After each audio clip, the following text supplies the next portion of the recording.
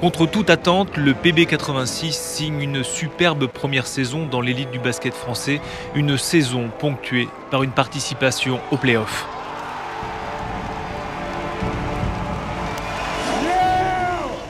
La saison suivante est très compliquée. L'hiver 2010 voit les joueurs poitevins au fond du gouffre. On a eu pas mal de problèmes sur ce début de saison, on a eu des problèmes techniques, on a eu pas mal de blessures aussi, on a eu Guillaume et Tommy qui se sont blessés. Et avec le staff, on a cherché à trouver des idées, à voir ce qu'on pouvait faire pour pouvoir améliorer le rendement de l'équipe. L'entraîneur nous a alertés, on a donc mis tout de suite les tests en place pour vérifier l'état des joueurs. Les joueurs sont méconnaissables, tout le staff médical est mobilisé face à ce véritable malaise. Il est difficile de savoir d'où proviennent réellement ces maladresses. On peut imaginer qu'il y ait des problèmes de récepteurs proprioceptifs, d'oreilles internes, de problèmes articulaires ou musculaires. Il peut y avoir d'autres causes comme peut-être une pathologie dentaire, une pathologie pourquoi pas tendineuse.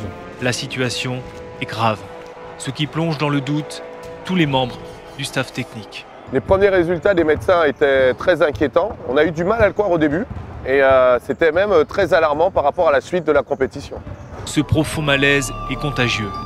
Il contamine jusqu'au comité directeur et même les partenaires du club. Début de saison difficile, des défaites qui succèdent aux défaites et puis l'ensemble du club qui craint pour l'avenir, des partenaires qui sont inquiets. Et puis c'est vrai que le spectacle n'était pas de très haute qualité, il ne faisait plus rêver grand monde. Si on ignore d'où vient le mal, la lumière jaillit de nulle part. Elle vient de Nicole, l'une des dirigeantes. Dans une réunion, Nicole d'un seul coup nous a parlé d'une expérience surprenante que son neveu avait connue. Moi je raconte au comité l'histoire de mon petit neveu, donc le fils de ma petite sœur, enfant hyperactif depuis qu'il est tout petit, se cognant partout, très maladroit, cassant tout, et que je prends régulièrement en vacances pour lui permettre de souffler. En échec scolaire, peu gâté par la nature, Régis est un cas. Le champion de la maladresse. Oh, quel boulet, quel boulet, quel boulet. C'est pas moi aussi qui m'a lancé le... Ah bah oui, mais enfin, est-ce que c'est un endroit... Et donc la dernière fois, il a passé une quinzaine de jours à la maison, et puis un jour à table, ça faisait une dizaine de jours qu'il était là, il se met à jongler avec 3 clémentines, mais très à l'aise, très habile. Donc je m'en étonne, je le questionne.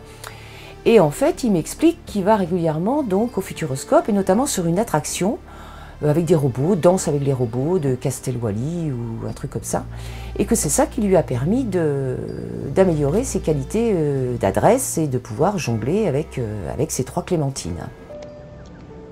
Et si ça marche avec Régis, pourquoi ça ne marcherait pas avec les joueurs? Alain Baudier, médecin urgentiste dans la vie, en est convaincu. Au CHU, dans le cadre de mon activité de praticien, on est parfois confronté à des situations très particulières, avec des thérapeutiques qui peuvent étonner.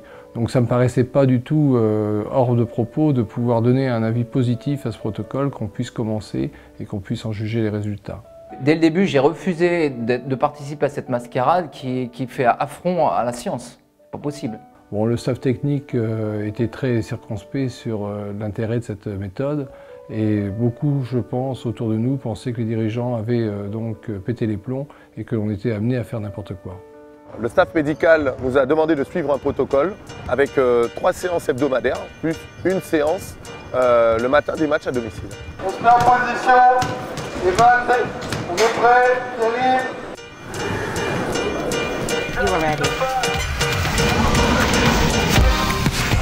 Les entraînements se reposent sur 3 exercices avec 3 rythmes différents, basculés de haut en bas, de gauche à droite.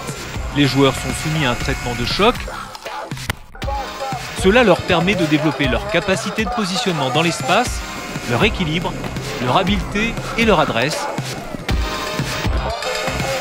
tout en sollicitant l'ensemble des muscles de leur corps.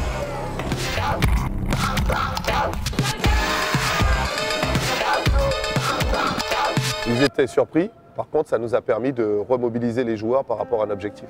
Et ça marche, le changement est radical, on ne reconnaît plus les joueurs sur le terrain et les premiers résultats suivent rapidement. Derrière, on joue le leader Chalon, on les bat, et cette victoire a crédibilisé le travail qu'on a fait en amont, et on a voulu continuer toute cette expérience qu'on a mis en place avec le Futuroscope. Quand j'ai appris que les basketteurs travaillaient avec les robots, j'ai pas été choqué. Moi-même, j'ai fait appel à la science pour mes quadruples sauts, donc que les basketteurs fassent d'eux-mêmes avec les robots.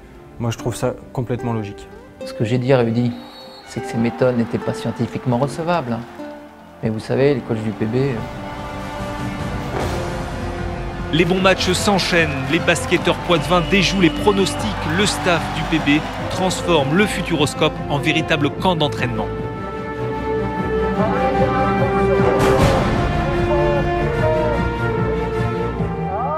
Chaque attraction devient une nouvelle expérience.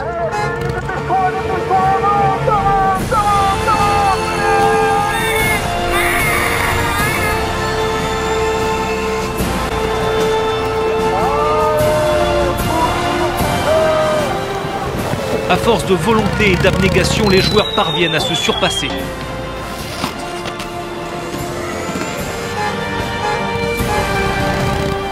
Nous sommes assez fiers de nos premiers résultats et maintenant nous allons passer à la cuisine moléculaire.